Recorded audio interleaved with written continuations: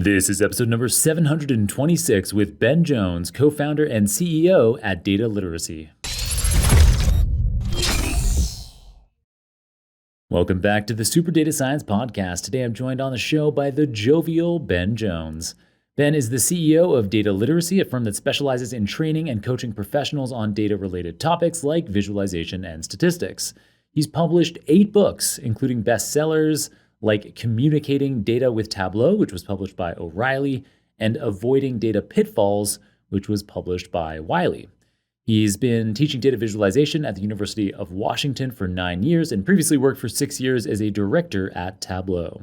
Today's episode should be broadly accessible. In it, Ben details the 7 key factors of successful data-savvy leaders, which he details in his brand new book, Leading in the Age of Data, and which he devised via administering his proprietary data literacy assessment to thousands of people. All right, nice. Let's jump right into our conversation. Ben, welcome to the Super Data Science Podcast. Where are you calling in from today?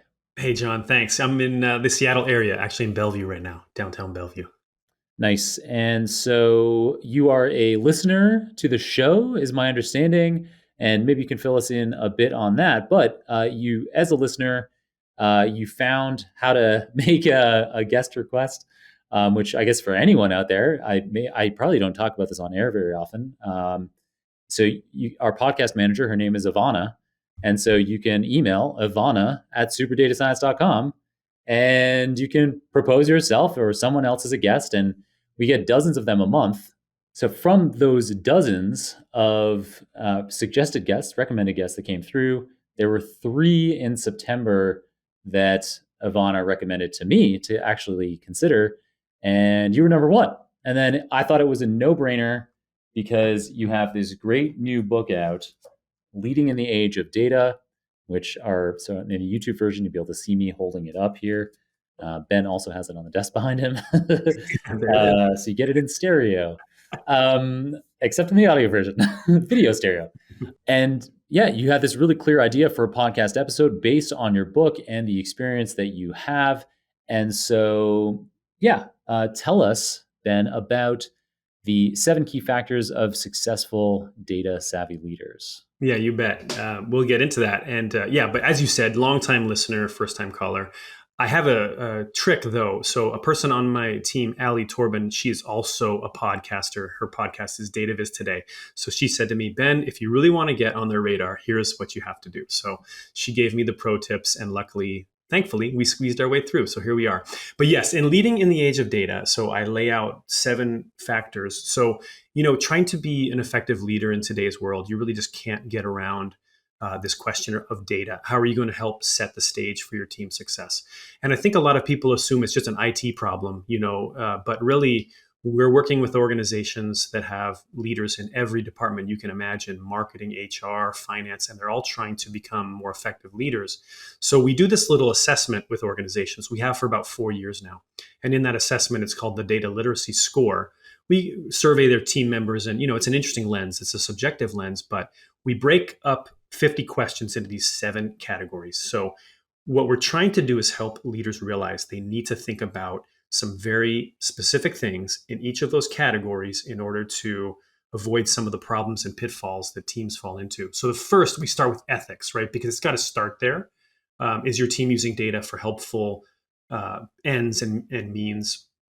And so rather than harmful ones. So ethics is such an important kind of foundational piece for every leader. We go on to purpose. The purpose category, to me, I designed because I'd heard so many times data scientists saying, well, I get hired for this job, but I'm just working on little side projects that mean nothing. So I'm trying to help leaders assess, are they using data to actually move the needle and achieve their goal and objective? So that's in the purpose category. There's a section where we just talk about data. That's the third category. So it's quality, it's timeliness and freshness, whether it's sufficient or not. So the data piece is so important. That's the third category. Category number 4, we get into the technology. So do the tools work together? Are they interoperable? Are you adopting new tools?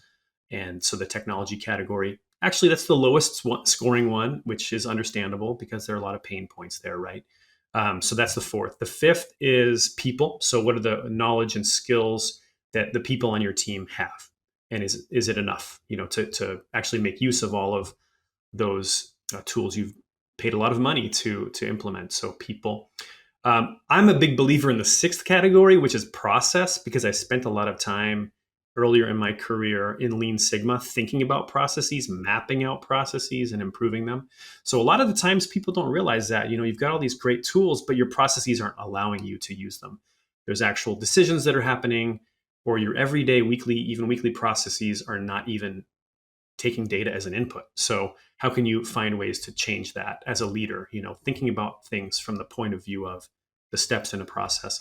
And then we end with the one that I think my former employer, Tableau Software, really put at the top of the list for everyone, which is culture.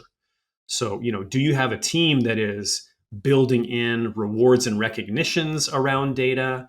Are you tapping into different kinds of data communities? And just is the overall culture in your organization one that's reinforcing data as a key asset?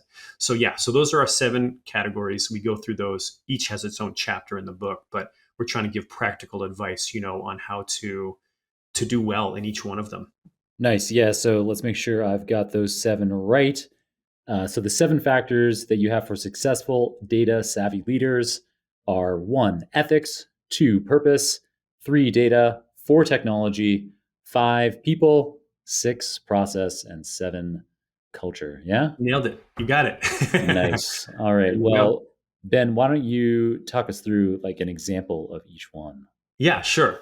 Okay, so let's say we're talking about let's start off with the ethics category. So within that one, actually, it's a lot of case studies in chapter 1. In fact, chapter 1 is for free because we think the ethics piece is just important for everyone. So we just give it out.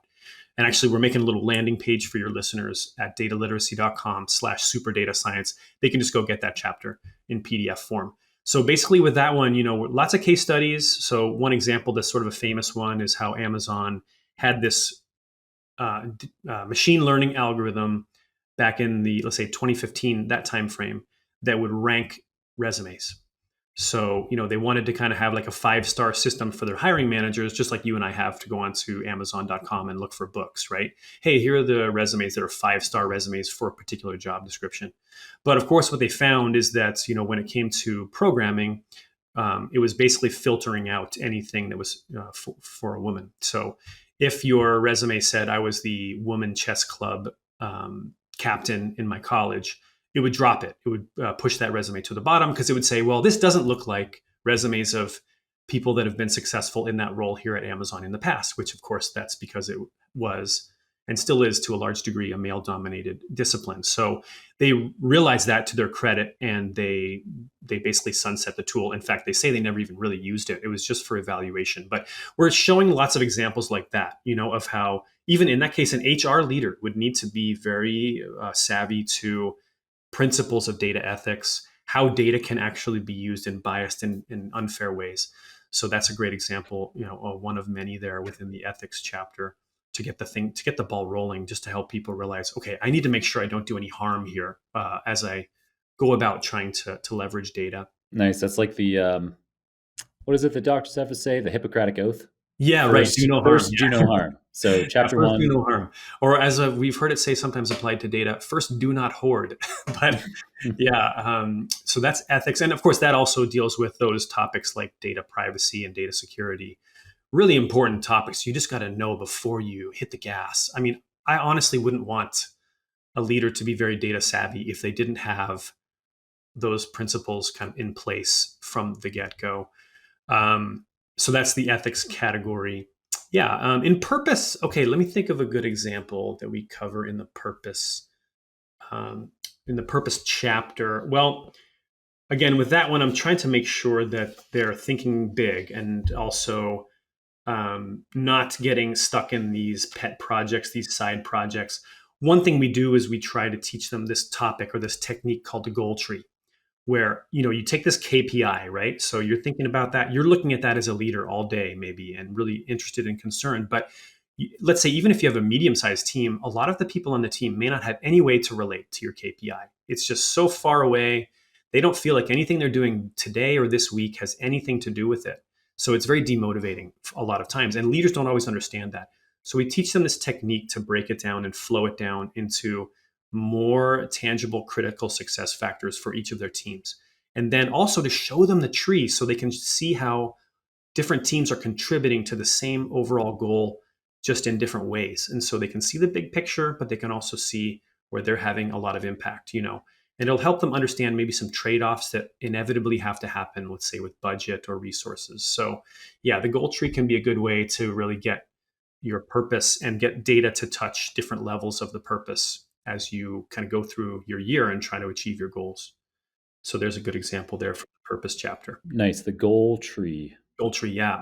I've used that technique a lot. It's just a simple little flow down, right? And they can be very mathematically precise where like, let's say you have I don't know, a sales number, then below that you've got a number of visitors to a website, then a click through rate or something. So it can be really mathematically precise, but it doesn't Right. have to be. Let's say you have a weight loss goal.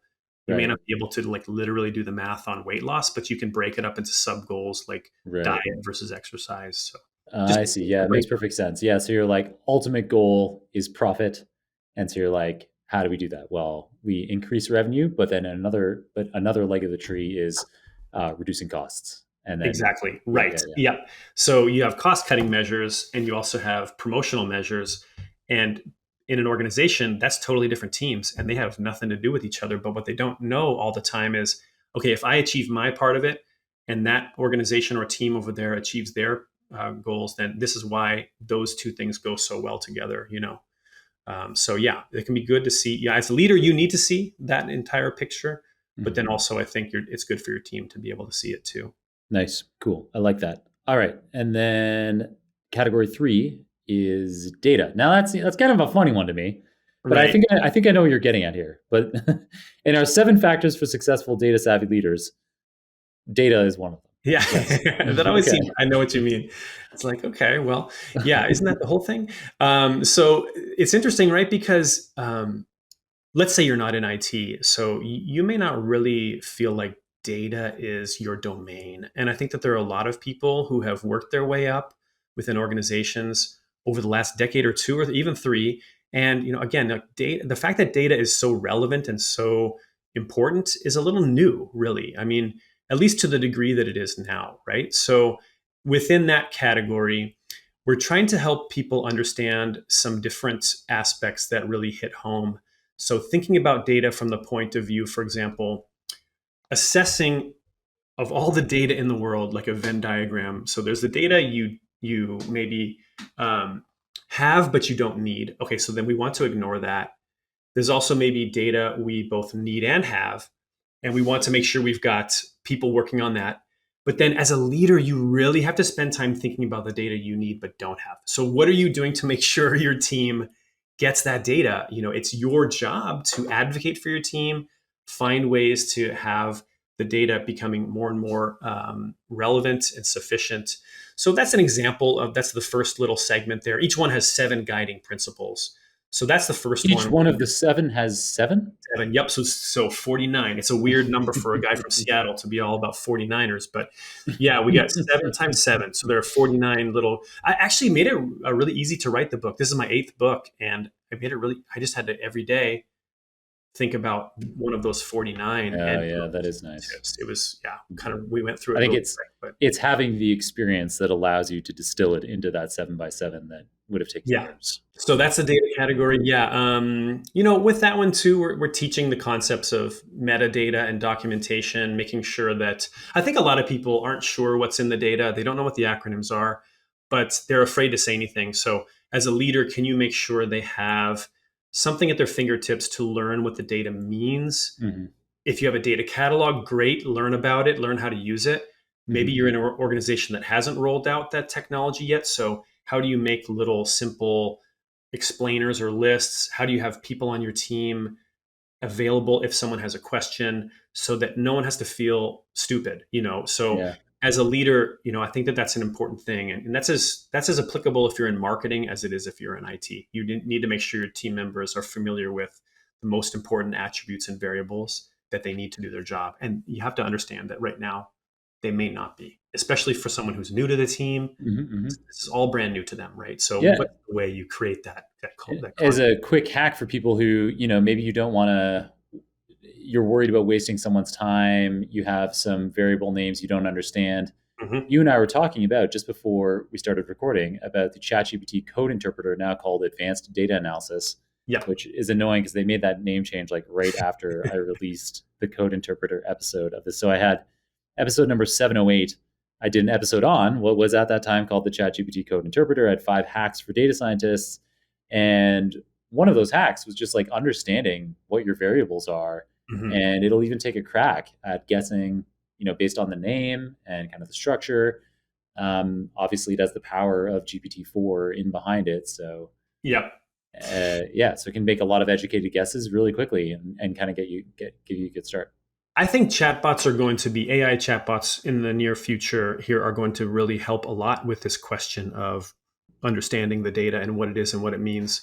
Of course, they're not perfect in that regard and probably never will be, but it can be a good starting point to ask a chatbot to explain a specific concept or metric. Yeah, yeah. So, It obviously won't, like if you pulled the data from like a SQL database or something where all of the codes are specific to the organization. But anybody who's designing that kind of database in the first place should be trying to put in column headings that make some sense. So yeah, it should be possible for a machine that even has no awareness of your particular business, your particular SQL database structure, to be able to take some guesses. So anyway, so yeah. we probably belabored data enough here. Let's move on to tech number Yeah, 4. so technology is where, again, this is in our data literacy score. This is the lowest scoring category. By that I mean the average score people assign to the questions in this category comes in Uh, at the very bottom end. And I think that's because even in small organizations, technology can be where you feel the friction and the pain point. So we're asking leaders to think about those points of friction and can they identify them? Can they be in tune to when those technologies might not be as interoperable or performant as their team would like them to be?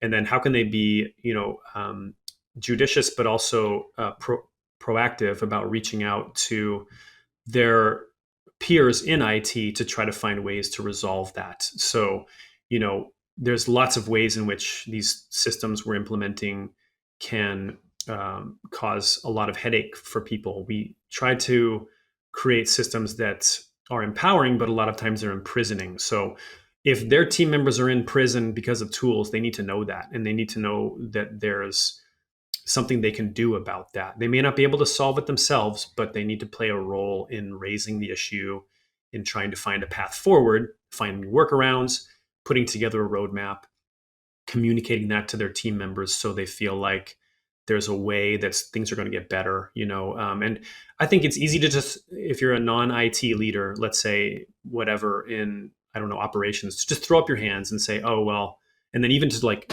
complain with your team members about some of the problems that are surfacing with legacy systems, or vendor lock-in, all these different problems. And so, that can be therapeutic to some degree, but I think the team members also get the idea. Well, this leader isn't trying to solve my problem. They're just griping about it.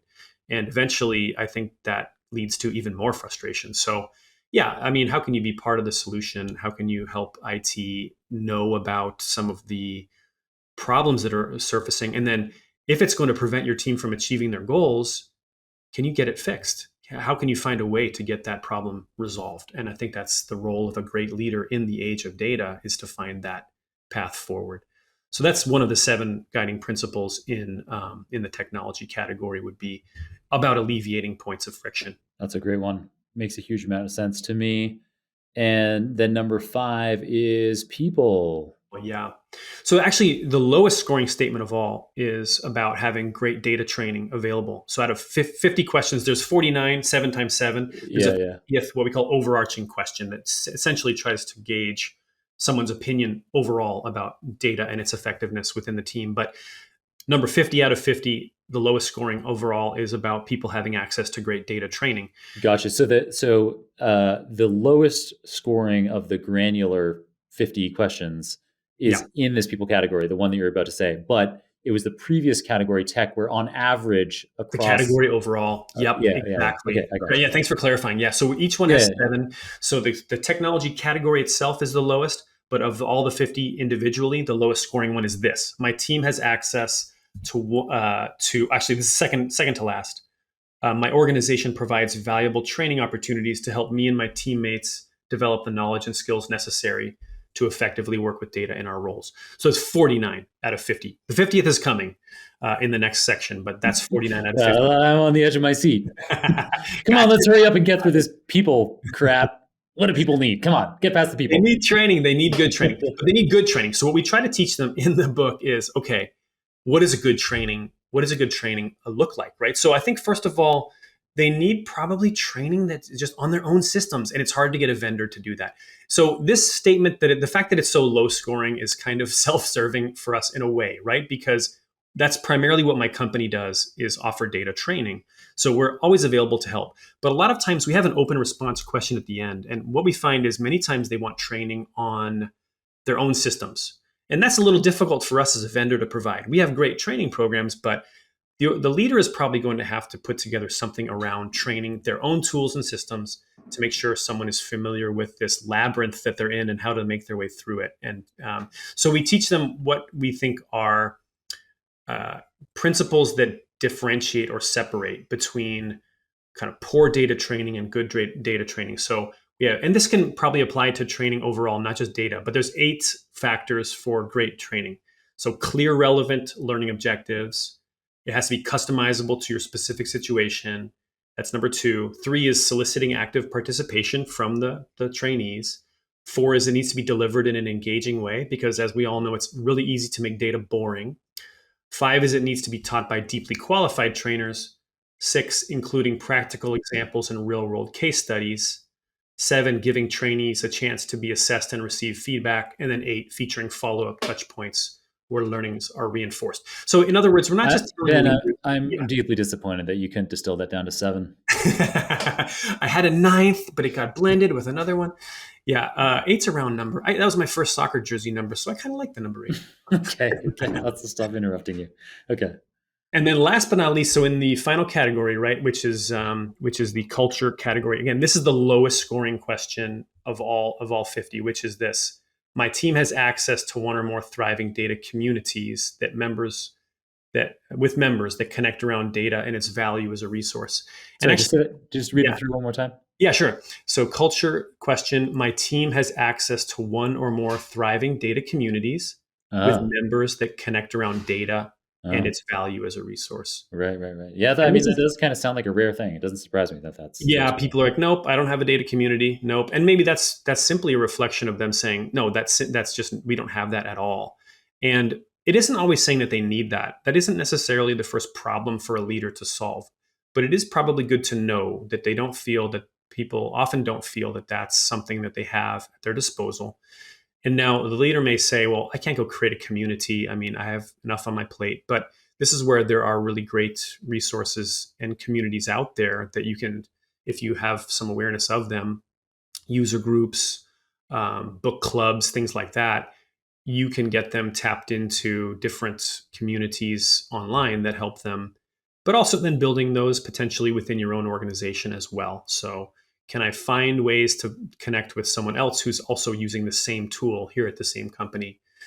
People love that because now they feel like they can share their experiences, they can learn from other people. They're not stuck in their own little box. They get to branch out and they get to talk and connect. yeah. And I think, like we talked about before, John, right? Like prior to recording the show, that whole connection piece is really important Yeah. in our culture. Yeah, So, and pre-pandemic in New York, and I'm sure in Seattle as well, out by you, meetups with a capital M were great for this kind of thing. And in New York, it's never really taken off again post-pandemic, and mhm. a lot of Discord channels out there. But yeah, as tying into a conversation that you and I were having before we started recording, yeah, that I don't think the digital experience provides anywhere near the Yeah, same kind of community. Yes, you get the advantage of people from all over the world, but you don't build that same kind of when you go to a meetup once a month or whatever, you see the same people. You very quickly start to figure out, okay, this is somebody that's trustworthy. This is somebody who's honest. This is somebody who has great ideas.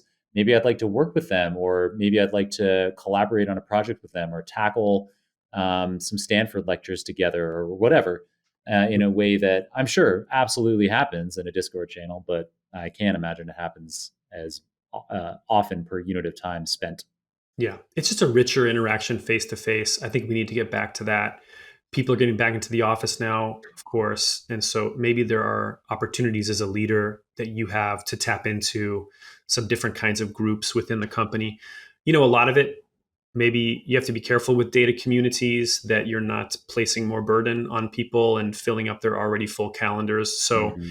much of it can be, optional, but high value too. Like, hey, I can join this hackathon, or I can listen into this guest speaker, or someone's got a skill pill that maybe I can take my lunch and go through. So those sorts of opportunities, and providing those, I think those can be very helpful. And like I said, that's definitely the one out of all 50 right now that kind of ranks all the way at the bottom. So that's an interesting data point already. Whether you're going to do it or not and put a data community in place, it's good to know that that's a potential avenue that is many times not taken advantage of. Totally. Yeah, that's a really great takeaway from this whole message, that if there's one, across these 7 factors for successful data savvy leaders, if there's one thing you take away from this whole conversation, it sounds like this opportunity to create a data culture is the most likely one that you need to work on in your business. Awesome. Thank you so much, Ben. Before I let you go, do you have a book recommendation other than your own book? Yeah, so I'm reading a lot of books right now. Okay, I had one I really loved. It's by Melanie Mitchell. So she is at the Santa Fe Institute. So it's called Artificial Intelligence: A Guide for Thinking Humans. So it's a really great book. I just finished reading it. And the reason why I like it is because it's helpful for people that aren't already super AI savvy. And so I really admire what she did there. She has deep experience in the field, going back decades. So I really love that book. I would recommend that to your readers, especially for those who are in a role where they have to explain AI to people that don't get it and maybe are afraid of it. So that would definitely Awesome. be a recommendation I would put out there. Yeah. Great One recommendation. other And one too. yep. Oh, yeah. Chart Spark is coming soon. It's a book that's available today for pre-order, but this is by Ali Torben. She's the host of the podcast DataViz today. I mentioned her earlier. She's the one who gave me the pro tip on how to reach out. But Yeah.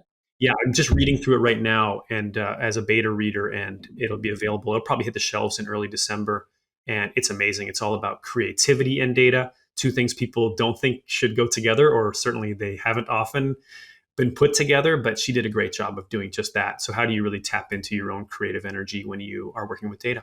Yeah, we expect Ivana will be getting a podcast episode proposal from Ali soon. And so And maybe Ali you'll knows have how to Ali on do the it. show soon.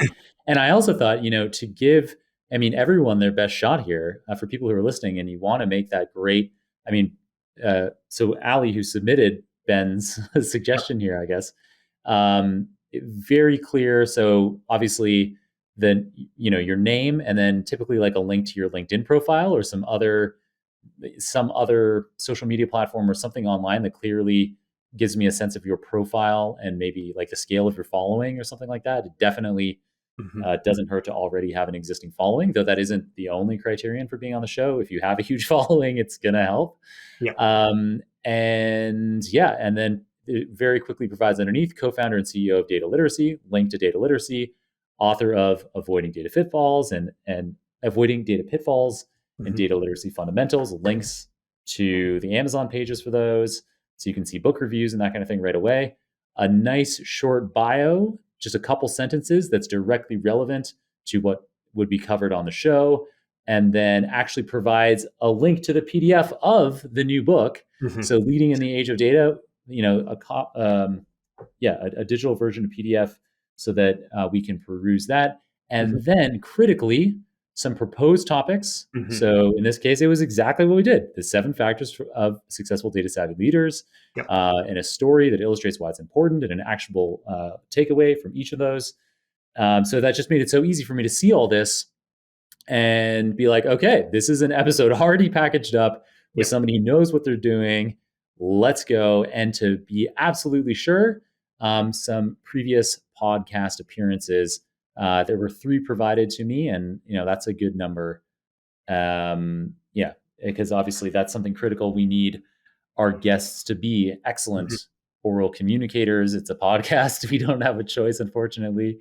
That's got to be something that our guests have. And so, yeah, thanks so much to Ali for making that so easy. And I haven't been letting you speak enough, Ben, but I don't know if I'm holding you back from saying No, something, not at but all. Not at all. No, I think I spoke a lot. I feel like I had a lot to say. So thanks for giving me the chance. oh, And for sure. yeah, with regard to Ali, to me, it's all about being a shortcut. Can you be a shortcut for someone? Can you make their job easier? Can you put yourself in their shoes and think about what they need to get done, and then make that as easy as possible, like Ali did with that description that I filled out and sent over to Ivana. And that's the same thing with data. Can you find a way for this resource to serve as a shortcut to make better, faster decisions? Mhm. So, in general, I think as you grow in your career into a leadership role, be a shortcut for people. That's an important lesson. Yeah. Also, yeah, I And wanted to make sure your listeners know dataliteracy.com/superdata-science. They can get the first chapter. We got a discount code for them there, as well as, yeah, just a place for them to kind of find out more courses we've got. perfect. Yeah, yeah, Yeah. thanks. And other than that, how else should people follow you? So you can find me on LinkedIn. So it's just /Ben R. Jones. I used to be on Twitter a lot more than I am today, or I guess X, and that's at Data Remixed. But last but not least, so we're starting a new solutions page. So they can just email me directly. And so if they reach out to bjones@dataliteracy.com, we're actually going to be giving away to 5 listeners that can reach out to me with a data leadership challenge they have, a free hour of time just connecting and chatting about it. So feel free to reach out at any time. We'll put a little form in the landing page too that Awesome. helps them figure that out and get their little challenge into my inbox. And like I said, I'll reach out and we'll set something up. Perfect. Yeah. So I'll make a note of that as well in my LinkedIn post that comes out when this episode is published so that people can do that for sure. All right, Great. Ben, thanks so much for taking the time today. It's been awesome having you on the show with this nice, clear episode, very actionable, and we'll catch you again. All right. Thanks, John. Appreciate it. Take care.